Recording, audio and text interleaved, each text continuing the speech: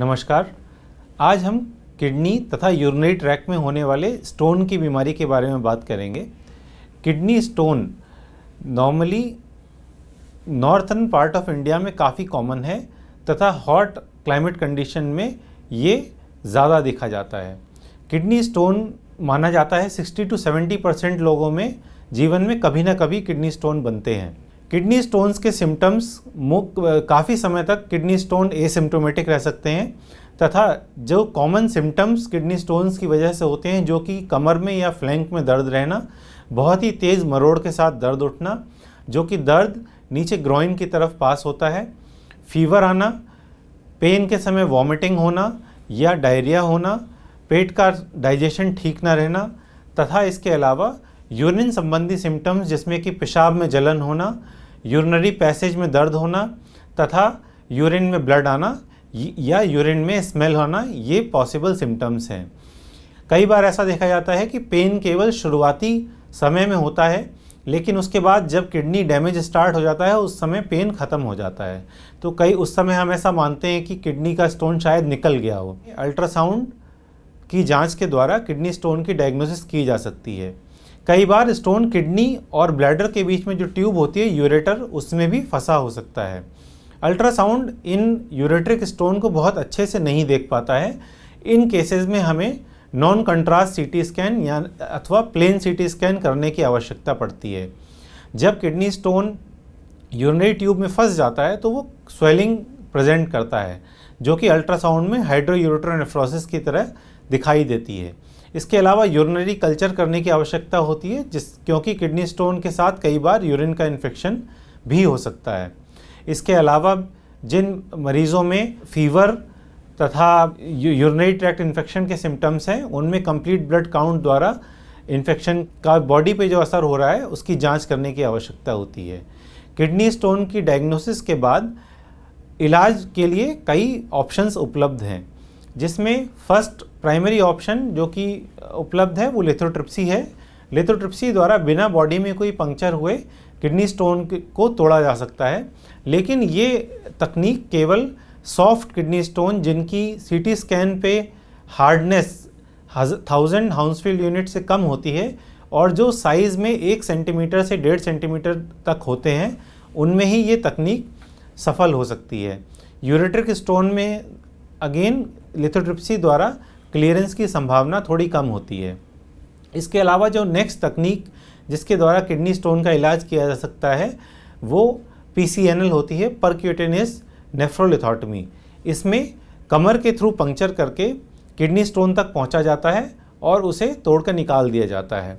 PCNL में नई तकनीक जो अब उपलब्ध है उसे मिनी PCNL कहते हैं, जिसमें होने वाला पंक्चर केवल 1 से 2 मिलीमीटर या हर स्थिति में 5 मिलीमीटर से कम का होता है। इतने छोटे कट की वजह से ब्लड लॉस की संभावना कम रहती है तथा किडनी को होने वाला डैमेज भी कम होता है। जो नेक्स्ट तकनीक है जिसके द्वारा बिना किसी कट और बिना किसी स्टिच के स्टोन निकाला जा सकता है, वो उसे हम RIRS यानी रेट्रोग्रेड इंट्रारेनल सर्जरी या FRUS फ्लेक्सिबल यूरेट्रोरिनोस्कोपी कहते हैं। इस तकनीक के द्वारा यूरिनरी पैसेज के थ्रू ही किडनी स्टोन को लेज़र विधि द्वारा तोड़ के क्लियर किया जा सकता है।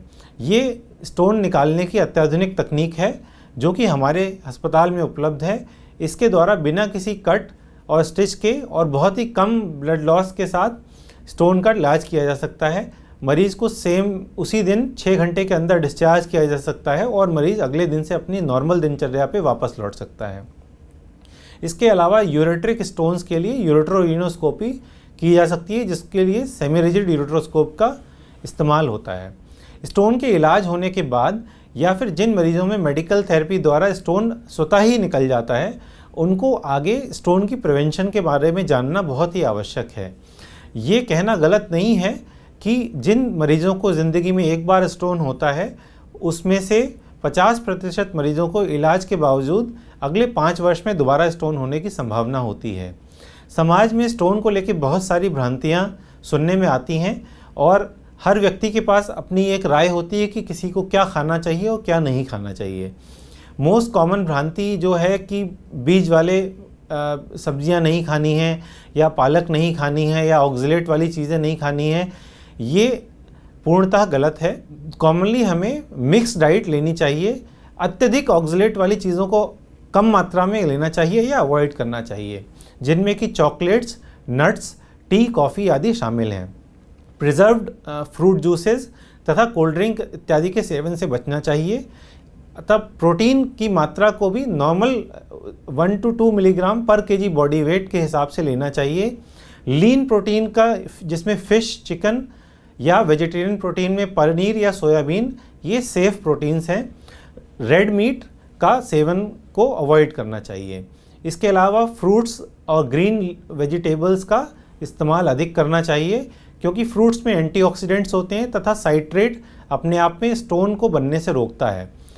इसके अलावा जो सबसे इम्पॉर्टेंट बात है वो हेल्दी फिज़िकल एक्टिविटी। दिन में कम से कम 45 मिनट से 1 घंटा एक्सरसाइज करनी चाहिए तथा जो पानी का सेवन मिनिमम 3 से 4 लीटर तक होना चाहिए गर्मियों में, तथा सर्दियों में कम से कम 1 से 2 लीटर तक पानी का सेवन किया जाना चाहिए। इसके अलावा खाने में भी पानी की मात्रा अधिक से अधिक इस्तेमाल की जानी चाहिए। स्टोन के रिलेटेड कोई भी परेशानी अगर किसी मरीज़ को होती है तो उन्हें कम से कम 3 से 6 महीने में अपने यूरोलॉजिस्ट के पास चेकअप के लिए जाना चाहिए, ताकि फर्दर होने वाले स्टोन को तथा उससे होने वाले डैमेज को प्रिवेंट किया जा सके। नमस्ते।